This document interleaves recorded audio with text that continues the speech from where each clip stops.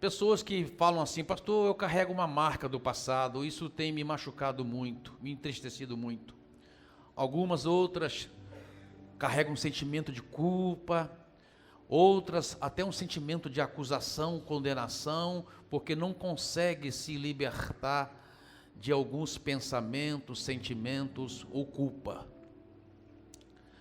A palavra de Deus ali no livro de Hebreus, capítulo 10, versículo 17, e também no livro de Isaías 43, 25, fala a mesma coisa.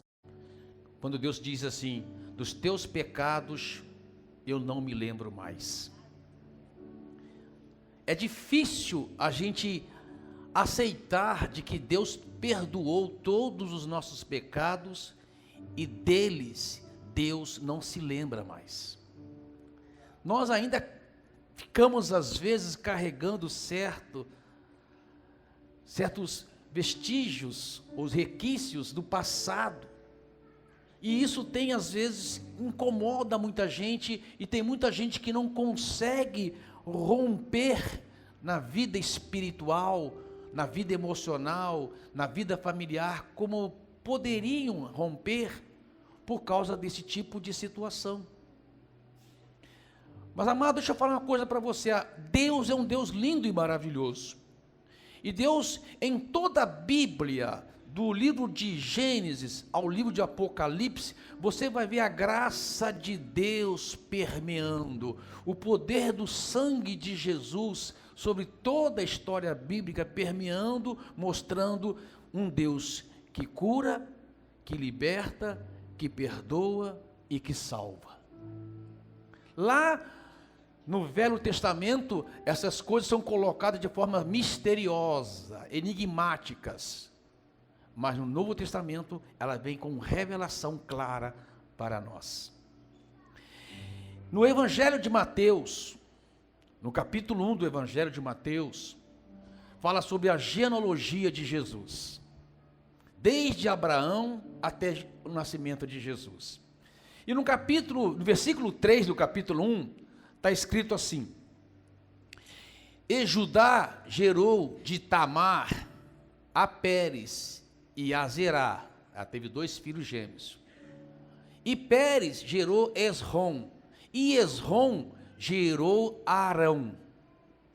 E Arão gerou a Aminadab, e Aminadab gerou a Naasson. A Naasson gerou a Salmão. Olha aí, quem está grávida, dá uma relação de nomes para você colocar no seu filho aí, ó. Ok? Aí, olha lá. Salmão de Raabe. De Raabe a Boaz. E Boaz gerou de Ruth a Obed. Obed gerou Jessé, e Jessé gerou o rei Davi. E o rei Davi, de Salomão, da que foi mulher de Urias, da mulher que foi Urias, ou seja, Betseba, ou Batseba, que foi a mãe de Salomão. Até aí. Pastor, por que o senhor está lendo genealogia hoje? É porque eu quero mostrar como que a graça de Deus é grande a nosso favor. Como que a misericórdia de Deus, o favor de Deus é grande ao nosso favor. Aqui eu mencionei 4 mulheres, na verdade são 5 mulheres apenas que aparecem na genealogia de Jesus. 5 mulheres apenas: Tamar, Raabe, Ruth, Betseba, a mulher que tinha sido mulher de Urias, se tornou a mulher do rei Davi, e logicamente Maria. Mas não nem vamos falar de Maria, porque Maria Maria nem entra nessa situação.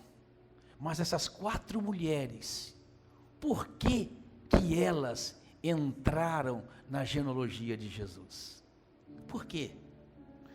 Para Deus mostrar para nós o tamanho da graça que Ele tem, do seu poder perdoador, restaurador e curador a nosso favor. Essas mulheres eram improváveis.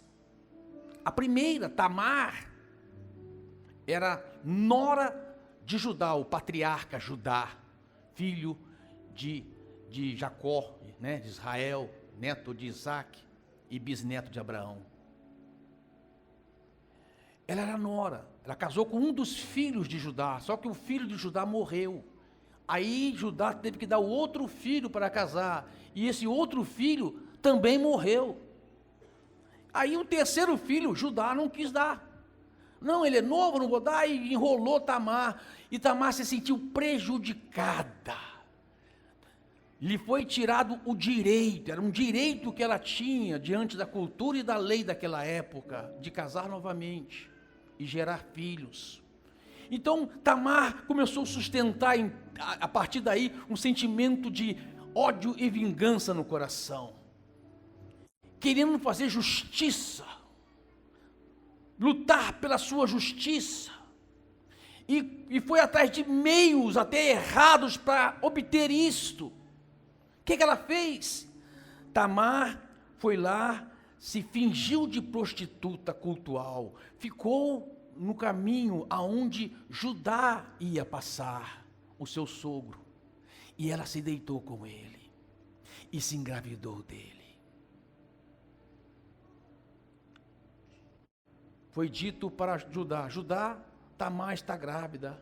E Judá disse: ela adulterou, temos que apedrejá-la. E depois, por causa de um sinal que ela tinha feito, descobriram que o pai da criança era o próprio Judá. Quando Judá viu isso, porque ela tinha se escondido, ela tinha se omitido, Judá não sabia que era ela, porque ela tinha se fantasiado de prostituta. Judá disse: ela é mais justa do que eu, porque ela tinha direito e eu não lhe dei. E assim a Tamar ficou carregando aquela culpa, aquele sentimento dentro do coração, até que ela começou a se livrar disso. A criança estava para nascer, os seus 2 filhos estavam para nascer, e quando o filho de Tamar nasceu, e é interessante isso, que o primeiro que nasceu colocou o braço para fora. Fica aqui, cara, vem cá, fica em pé, levanta o braço. Enrolaram um pano vermelho no braço daquela criança chamada Zerá, como que se dissesse assim: esse agora tem uma marca.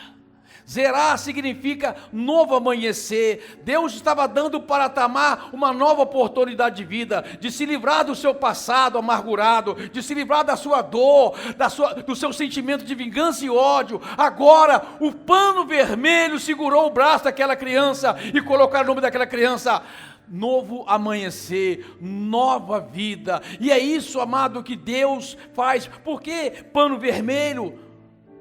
A Bíblia fala: amarrar no braço da criança um fio escarlate, um pano vermelho. Por quê? Porque Deus quer mostrar para você que através do sangue do Cordeiro de Deus, Ele apaga todas as marcas do seu passado.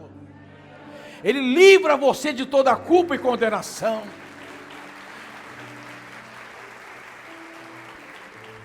O fio escarlate mostrando para Tamar, e Deus dizendo: dos teus pecados eu não me lembro mais. Dos seus pecados eu não lembro mais. Amado, se você tem carregado o sentimento de culpa, sentimento que às vezes provoca em você ressentimento, esse ressentimento provoca em você às vezes tristeza, até raiva, e essa raiva provoca em você sentimento de vingança. Hoje é dia de você segurar no fio escarlate de Jesus, no sangue do Cordeiro, e dizer: eu não quero carregar mais isso na minha vida, eu quero um novo amanhecer, eu quero uma nova história. Amado, Deus quer mudar a sua história. Às vezes tem gente presa no passado e está no presente e não consegue entrar na próxima estação. Deus quer te levar para uma próxima estação, desde que você segura no fio escarlate. A segunda mulher, Raabe, essa tinha um título: a prostituta de Jericó. Uma mulher marcada pela vida, por práticas erradas, usando o seu próprio corpo para sobreviver. Numa cidade que agora estava condenada, Jericó, o povo de Israel estava vindo, e todos na cidade comentavam: o povo de Israel que vem destruindo todos os seus inimigos chegaram até nós. Jericó ficou fechado, uma muralha grande, mas todo mundo lá dentro com medo.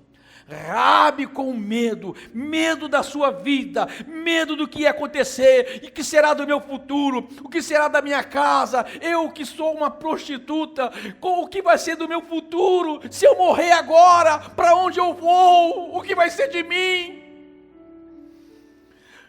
Raabe carregava marcas também do passado, marca de uma vida errada, marca de uma história marcada por procedimentos errados, por atitudes erradas e por decisões erradas, marca que feria a sua alma. E quantos estão como ela, com marcas? Só que Josué enviou espias para Jericó, para espiar aquelas muralhas. Eles entraram sorrateiramente por as muralhas. Só quem foi descoberto, alguém disse, os espias de Israel estão aqui. E eles correram e se esconderam na casa de Raabe.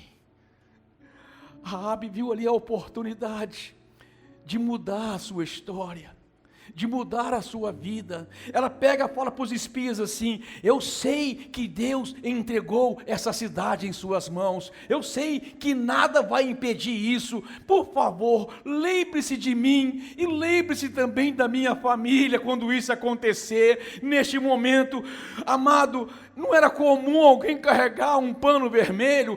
Nós estamos falando de 4.000 anos atrás, coisas que era muito difícil um pano vermelho, mas o espia tinha um pano vermelho. Ele falou para Raabe: amarra o pano vermelho na janela da sua casa, porque quando o Senhor entregar essa cidade a nós, Ele vai te salvar, Ele vai te libertar. Amado, o juízo de Deus veio sobre Jericó, as muralhas caíram, o povo foi derrotado, mas a casa de Raabe ficou de pé. Raabe ficou viva, ficou protegida, porque ela deixou o pano vermelho.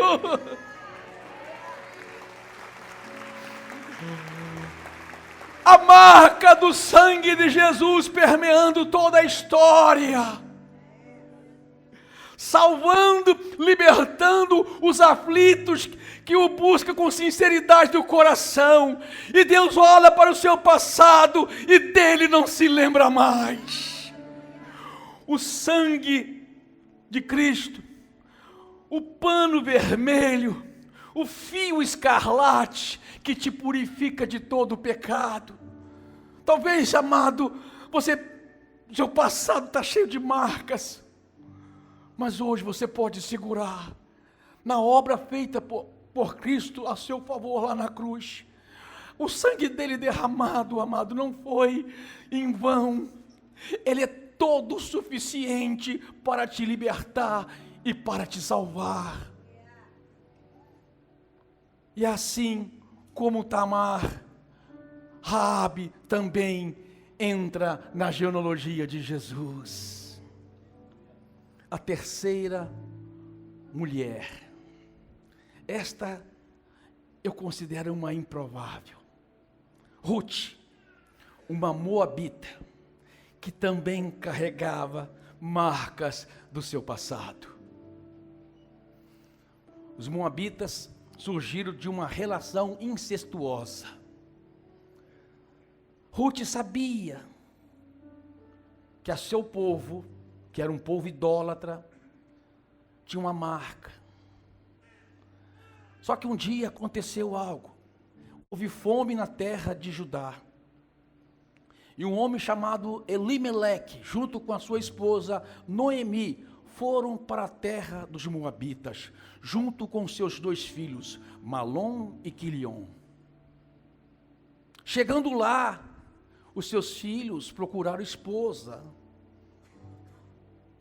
E Ruth viu naquela oportunidade, quem sabe, de mudar a sua vida, de mudar a sua história. Eu posso deixar de ser um moabita e posso ser agora parte do povo de Deus, povo de Israel. Eu vou me casar com um judeu, eu vou me casar e tornar-me um israelita, eu vou fazer parte do povo da promessa. E assim ela fez. Ela casou-se com Malom. Casou com o Malom e a vida estava indo ter certo ponto bom. Agora eu estou casada com alguém que serve a Deus. Eu não estou mais vivendo na idolatria. Eu não estou vivendo mais numa vida de pecado na idolatria. Eu não estou agora carregando uma marca. Agora eu tenho uma nova história. Ruth representa para nós, amada, aquela pessoa que um dia conheceu a Cristo e decidiu-se por Jesus Cristo e nunca mais abandonar os seus caminhos. Só que toda decisão nossa é provada. Chegou o momento em que Elimeleque morre. E depois morre também os seus 2 filhos, Malom e Quilion. Então agora nesse momento fica Noemi, sua sogra, e Ruth e a sua cunhada órfã, sozinhas. E agora? Eu que escolhi uma família de Deus. Eu escolhi estar no lado certo. Eu que escolhi estar no lugar onde se prega a palavra, se ensina a palavra. Por que isso aconteceu? Agora estamos aqui desamparadas numa terra estranha. Noemi chegou para as suas 2 noras e disse: filhas, eu não tenho como mais dar filho para vocês, já estou velha. Volte para o povo de vocês, volte para os deuses de vocês, volte para a cultura de vocês, porque eu não tenho nada a oferecer. As 2 noras choravam, mas Noemi insistia com elas.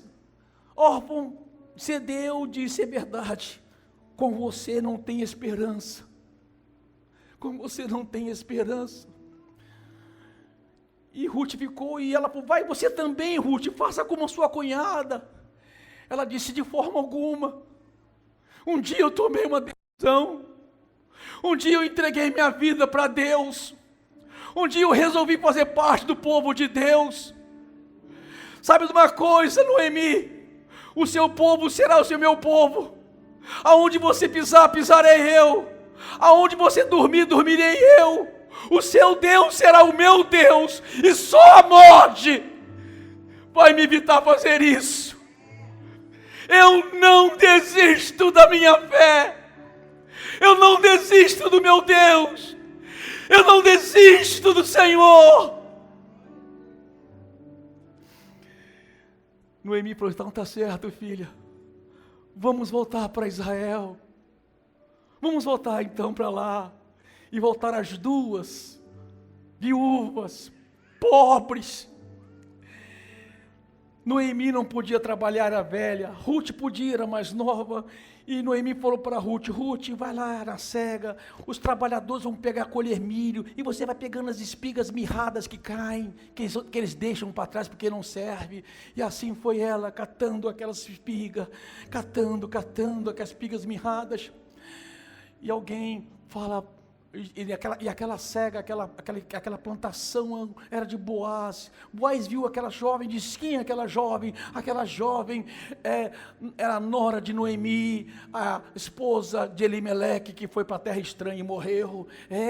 Faz o seguinte, eu estou vendo aquela mulher, é uma mulher boa, porque ela veio com a sua sogra, ajudar a sua sogra. Deixa algumas espigas boas para trás para ela, deixa escapar algumas espigas assim graúdas para ela. E assim os trabalhadores fizeram. E quando Ruth chegou em casa alegre, disse: aqui, sogra, colhe quantos milhos que foi deixado para nós. E Noemi não era boba, ela sabia que alguma coisa estava acontecendo. Ninguém deixava espiga boa para trás. Falou: aonde você estava, minha filha? Eu estava na plantação de Boaz. Boaz é o nosso resgatador, ele é o nosso remidor. E falou para Noemi, para Ruth: Ruth, você vai agir dessa forma. Quando ele for lá para a eira, você deita aos pés dele, e se ele te cobrir, é porque ele vai aceitar ser o nosso resgatador. Se ele te cobrir, ele vai aceitar ser o nosso remidor. E assim Ruth fez. E quando ela deitou, e quando Boaz acordou, Boaz veio e cobriu Ruth com o manto dele. Amado, quando você não desiste, está sobre você o manto do Cordeiro, que vai te guardar e te proteger em toda a trajetória da sua vida.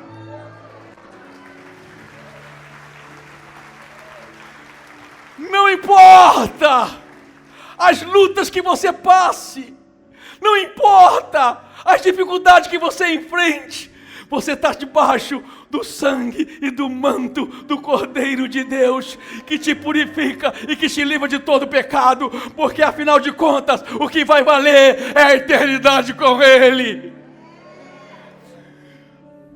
Ruth não desistiu, preferiu assumir uma vida de sofrimento junto ao povo de Deus, do que enfrentar uma nova oportunidade numa terra que ela não considerava mais sua. Dos seus pecados, Deus não se lembra mais. Quando você olhar para o seu passado, saiba de uma coisa: Deus não se lembra mais dele. Porque quando Deus olha para o seu passado, o que Ele vê é o sangue do Filho dele derramado ao seu favor. Você está entendendo? E assim, essa improvável, esta moabita, essa que outrora não fazia parte, agora faz parte. E não somente faz parte, ela entra na genealogia de Jesus. Torna-se, assim, a bisavó de Davi. Uau! Uau! A quarta mulher. Que história! Um dia, essa mulher estava no terraço da sua casa tomando banho como de costume. Seu marido Urias estava no campo de batalha. Davi, está registrado no segundo livro de Samuel, capítulo 11, e diz assim: no tempo em que os reis saíam à guerra, Davi ficou no seu palácio. E ficar no palácio em tempo de guerra é ruim. Não é bom, em tempo de batalha, ficar em palácio. E lá, do seu palácio, Davi avistou essa mulher tomando banho. Ele a desejou. E como rei, mandou buscá-la. E a possuiu. Que marca! Por que o rei fez isso comigo? Que marca! Quantas pessoas carregam marcas assim? Por que isto aconteceu comigo? Porque a vida permitiu que isto acontecesse comigo. Quantas pessoas ficam presas no passado por causa de marcas? Ela ficou grávida de Davi. Davi tinha que resolver o problema e resolveu da pior forma possível. Mandou Urias para a frente da batalha e lá ele morreu. Quando Davi soube da morte de Urias, tomou Betseba como sua ilegítima esposa. As consequências veio. Aquela gravidez, a criança que nasceu morreu. Que marca! Que tristeza de ver consequências de erros que nós cometemos lá no passado. Mas, meus amados, a Bíblia diz que dos seus pecados eu não me lembro mais. Da sua velha vida eu não me lembro mais. Quando Jesus olha para o seu passado, Ele não vê o que você fez, nem vê o que aconteceu com você. Quando Jesus olha para o seu passado, Ele vê a cruz do Filho dele. Ele vê a cruz do Filho dele. O profeta chamado Natã foi lá e mostrou para Davi o que ele tinha feito.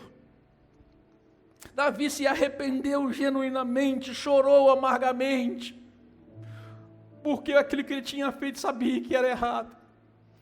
Davi recorreu, amado, ao manto, junto com a sua mulher Betseba. Ele escreve o Salmo 51, diz: compadece de mim, ó Deus, compadece, Senhor, das minhas transgressões, porque eu pequei contra ti somente pequei. porque tu és justo no falar e no condenar. Mas Deus, purifica-me com o hisopo, lava-me com a água e ficarei limpo como a neve. Senhor, me perdoa. Aleluia. Davi, junto com aquela sua esposa, segurou no manto do cordeiro. Amado, quando ele fala limpa-me com o hisopo, hisopo era uma planta que foi usada pela primeira vez lá no livro de Êxodo, quando o povo saiu do Egito. Moisés, instruído por Deus, diz: pega um cordeiro, mate um cordeiro, pegue o sangue do cordeiro, coloca no hisopo, e vai no isopo, e com o isopo passa nas umbrais da porta, porque quando o anjo da morte passar, ele respeitará a marca do sangue. Amado, sobre o seu coração, os umbrais da porta do seu coração, foi passado o sangue do cordeiro, e o sangue do cordeiro te purifica de todo o pecado, te limpa de todo o pecado, e dos seus pecados Deus não se lembra mais. Deus não se lembra mais. Os sacerdotes também pegavam o isopo quando era para purificar alguém que tinha lepra, que é a marca do pecado. Era sacrificado um animal e banhava esse animal na água, e aquela água com sangue, o isopo entrava ali e era esperrido sobre a pessoa. Sabe por quê, amado? Por quê? Porque o que te purifica é a palavra de Deus, e o que te limpa é o sangue de Jesus. Ele é poderoso para lhe dar uma nova vida. Ele é poderoso para resgatar você e livrar você de toda a culpa do passado, de toda a acusação do passado. Você não precisa carregar mais as marcas do passado. Deus tem uma nova estação para você. Deus tem um novo tempo para você. Amado, assim como Deus, que é Deus poderoso, misericordioso, colocou essas 4 mulheres lá na genealogia do seu filho, assim também Ele coloca você na família dele. Você também está lá, a sua história está lá, a sua história também entra na genealogia de Jesus. Por quê? Porque através do sangue do Cordeiro nós passamos a ser família de Deus, filhos de Deus, lavado, redimido pelo sangue do Cordeiro. Aleluia! Fica de pé, aplauda Jesus bem forte, porque o Senhor está aqui e quer fazer uma obra na sua vida, amado. Ele quer, como Tamar, tirar todas as marcas de culpa que você carrega por ter feito coisas para sua própria justiça. Ele quer, amado, libertar você, curar você, como fez com Raabe, ó Deus, e apagar as marcas do seu passado. Ele quer te purificar, te restaurar, como fez com Ruth, e mostrar para você que a vida que você tem hoje é uma vida permanente e você não vai desistir dela. Ele quer fazer como fez com Betseba, amado, com o isopo do sangue do Cordeiro, te purificar de todo pecado. Quando a criança agora, porque quando o Davi saiu daquela situação, perdoado por Deus, o coração dele já estava livre da culpa. Imagina a culpa que eles carregavam, ele e a sua esposa carregavam. Quando ele saiu livre daquela culpa, ele foi lá e teve com Betseba, e naquele momento ela ficou grávida de novo, e ela teve um novo filho.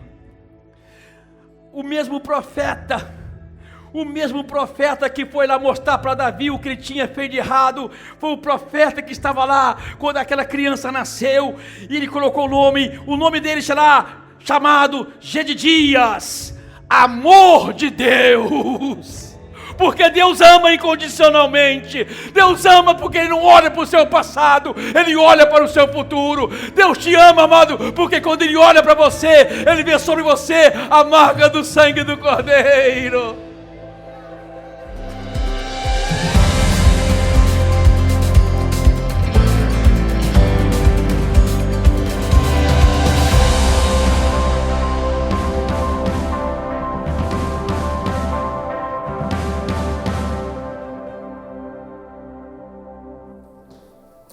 Que mensagem inspiradora e encorajadora você acabou de ouvir. Eu tenho certeza que vai fazer toda a diferença pro resto da sua vida, pra sua semana, durante toda a sua jornada. Amém? Se você gostou, compartilha com as pessoas que estão ao seu redor, compartilha com o máximo de pessoas que você conseguir, envia para elas. Tenho certeza que vai abençoar muito a vida delas também. Amém? Vamos orar? Feche seus olhos. Obrigado, Deus, por essa palavra. Obrigado porque o Senhor plantou uma semente em nossos corações. Em nome de Jesus nós te pedimos, Pai. Faça só aquilo que o Senhor pode fazer sobre nossas vidas, Pai. Nós queremos sentir o Teu toque, nós queremos sentir o Teu poder, Jesus. Em nome de Jesus, amém. Até a próxima.